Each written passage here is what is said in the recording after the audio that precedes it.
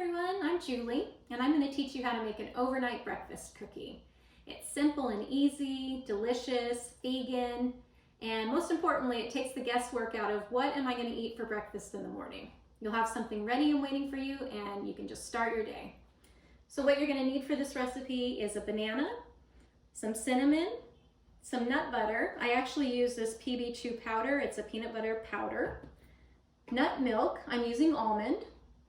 Protein powder, I am using Garden of Life Sport Vanilla. Oats, dried fruit of choice, I am using cranberries, but feel free to sub raisins or apricots or really any dried fruit that you'd like. Nut of choice, I am using pistachios, but feel free to sub almonds or cashews or even seeds like sunflower seeds or pumpkin seeds. They're all going to work. And then some flaxseed oil. So what you're going to do is just get your banana in your bowl, toss your peel in your composter, grab a fork and start mashing it. I'm also using this towel underneath my bowl because I do this spin move and it makes a lot of noise when I don't have a towel underneath, so I just use a towel. So give it a really good mash, and when you think you're done, keep going. Or not. Maybe you like it a little chunkier, which is fine. I like to mash it up really good.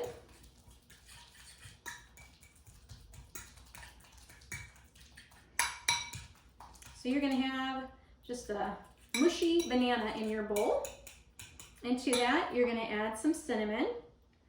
I use about a half a tablespoon of cinnamon, but I like it really cinnamony, so adjust to taste. And then a half tablespoon of flaxseed meal, and then also a half tablespoon of PB2. And then just give that a mix using your spin move.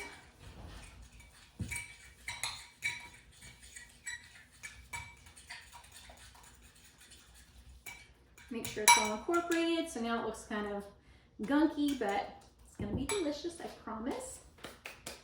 So now I am going to put in my dried fruit. So some cranberries, half a tablespoon, and I do a pretty generous half a tablespoon. And then your nut of choice, another half tablespoon, or I'll say heaping, half tablespoon. And go ahead and stir those in.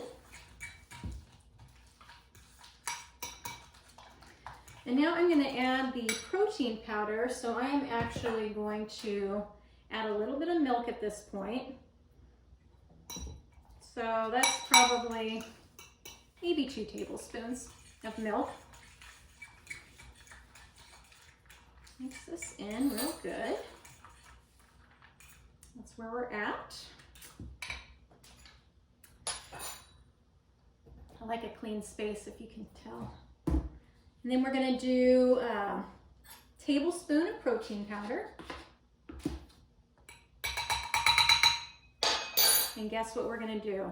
We're going to stir using that soon-to-be patented spin move of mine. I don't know when I started doing this, but I love it. Spin move. Okay, so now you've got it all mixed in. I'll move that off to the side. And now for the oats. I love oats. I use them almost every day. So we're going to do a heaping half cup of oats. Move that off to the side. And then we will stir it in. Using what? The spin move.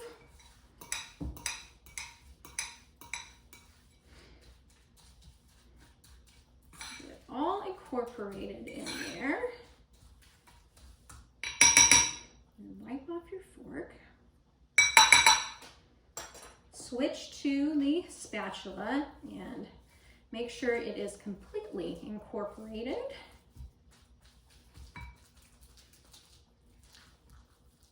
Yep, that looks good. And then I'm going to put this on a plate like I normally do. You could actually just leave it in this bowl if you're just making it for yourself. But I typically make 4 times this amount when I'm making these. And I use this amount for me, and then the rest will go in my husband's lunch.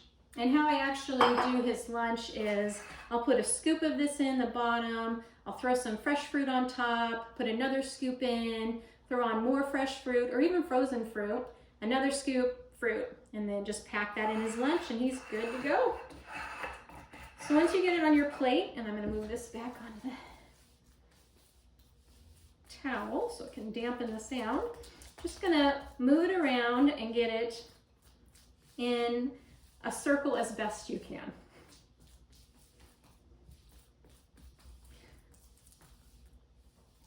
Okay, and then I like to scrape the sides down. Okay, so that's it. So that's what it ends up looking like. And what you're going to do is cover this, and I have one of these reusable covers.